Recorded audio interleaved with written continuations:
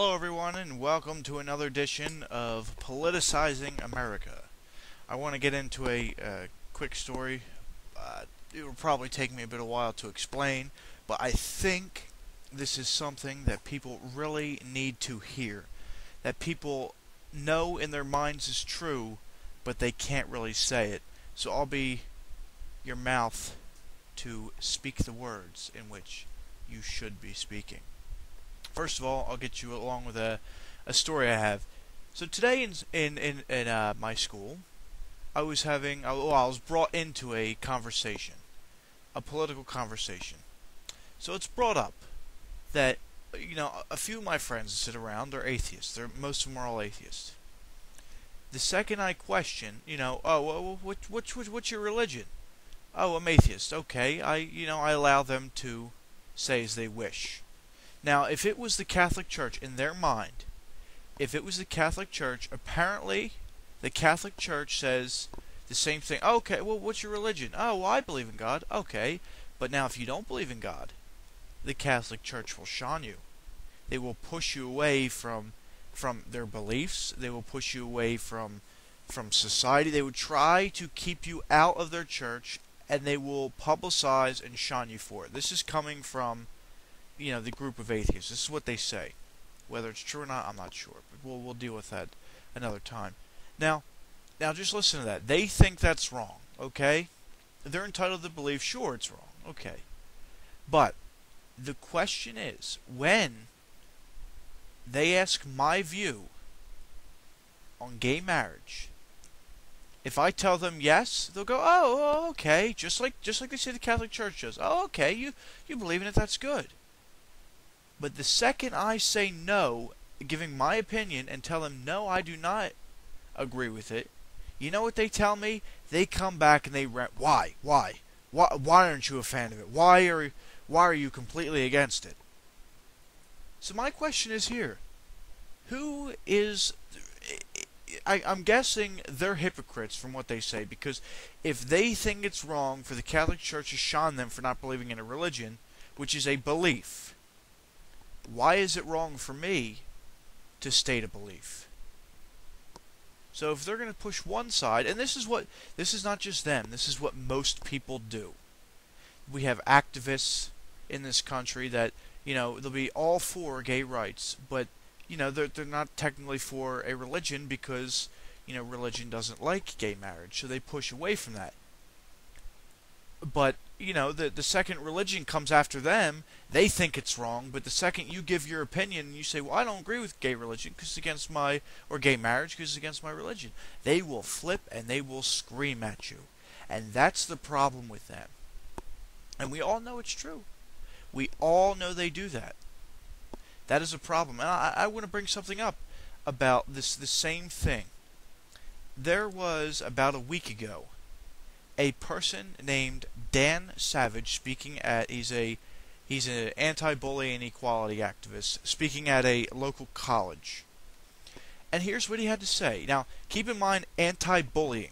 Keep that in mind here.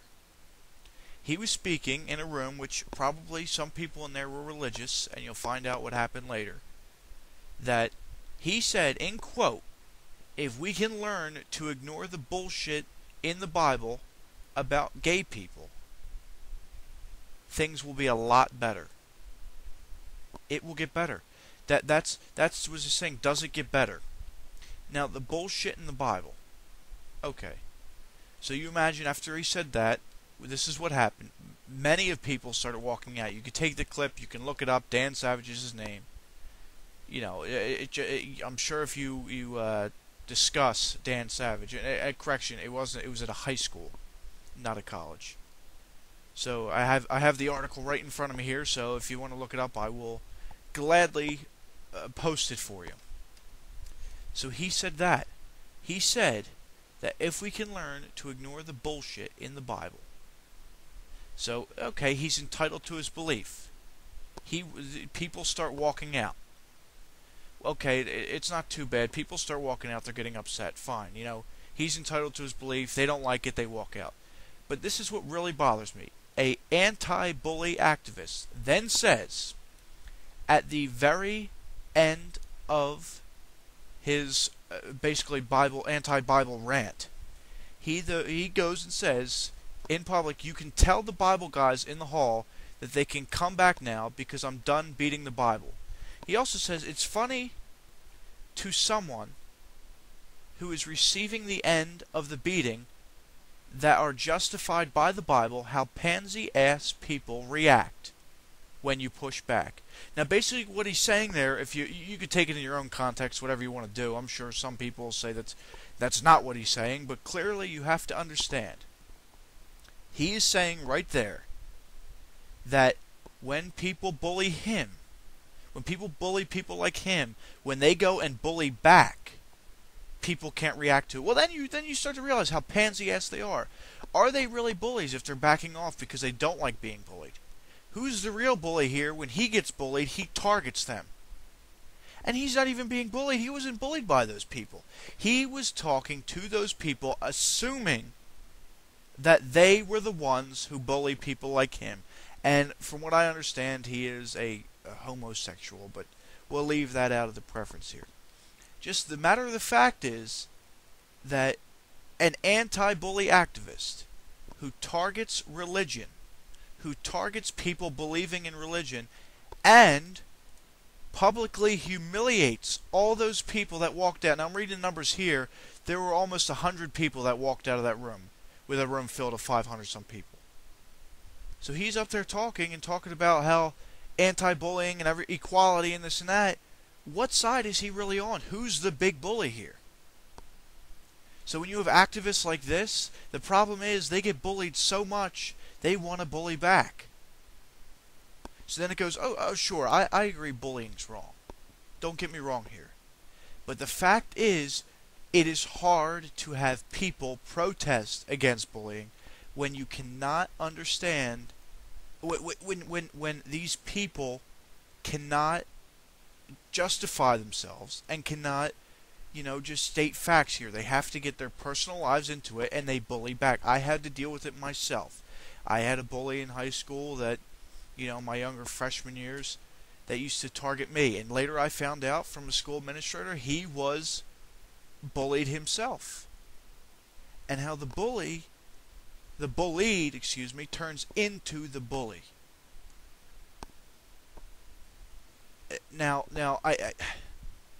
it's all a bit confusing knowledge, but my point of the fact is that I basically covered 2 points here.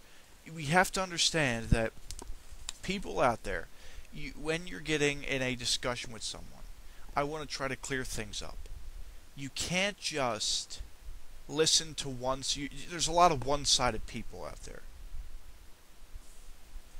And my friends, the people that say it, your gay activist rallies, your anti-bullying, I don't even want to get into that because we all understand bullying's wrong, but the fact of the matter is, when you don't agree, when you say to them, they go, oh, I'm not a religious person, you go, okay, I understand that. You favor their side. But when you turn, and when you say, oh, well, I don't agree with gay marriage, I understand what you're saying, but I don't agree with gay marriage, they will attack you and they will target you. They did it to me. I've seen it done before. You see it right here with Dan Savage. It's a problem that really needs to get taken down. And this isn't really a ride here or a rant.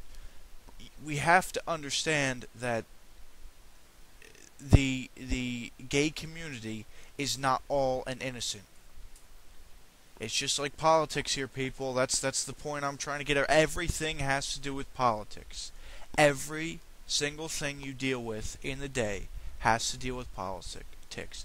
And I will really end it with that. Think.